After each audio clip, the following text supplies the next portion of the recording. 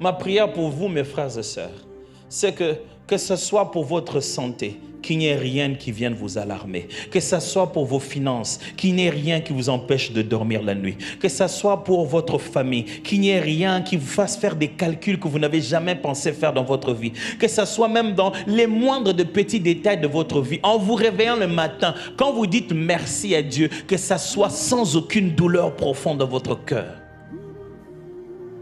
Que l'Éternel vous permette autant de beaucoup prier, autant de ne pas manquer de payer vos engagements. Je ne voudrais pas que vous soyez des chrétiens plongés dans la prière, qui cherchent la sincérité de la présence de Dieu, que pour lequel le bailleur se plaint chaque fin du mois parce qu'il paye toujours l'autre mois à la fin de l'autre mois parce que Dieu doit pourvoir en fin de compte. Je prie pour vous que vous ne soyez pas des chrétiens parlant en langue, cherchant la face de Dieu, mais dont les parents se plaignent tout le temps parce qu'il est incapable de prendre soin ne fût-ce que d'une responsabilité à la maison. Il entre dans la chambre, il sort, il part. Il entre dans la chambre, il sort, il part. Il ne se rend même pas compte qu'il peut mettre ses propres habits dans la machine pour les nettoyer gratuitement. Vous n'êtes pas équilibré.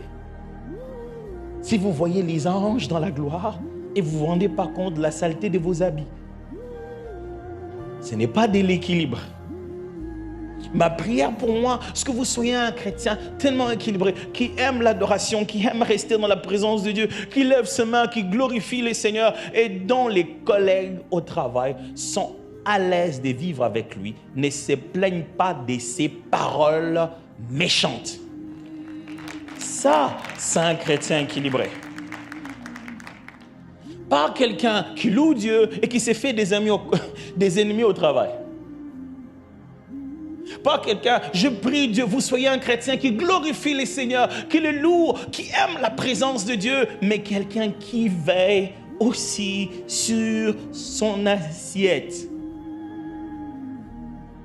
Qu'est-ce que vous vous apprêtez à manger?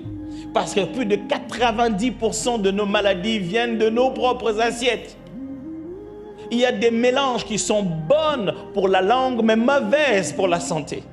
Ça goûte bon, mais ça tue.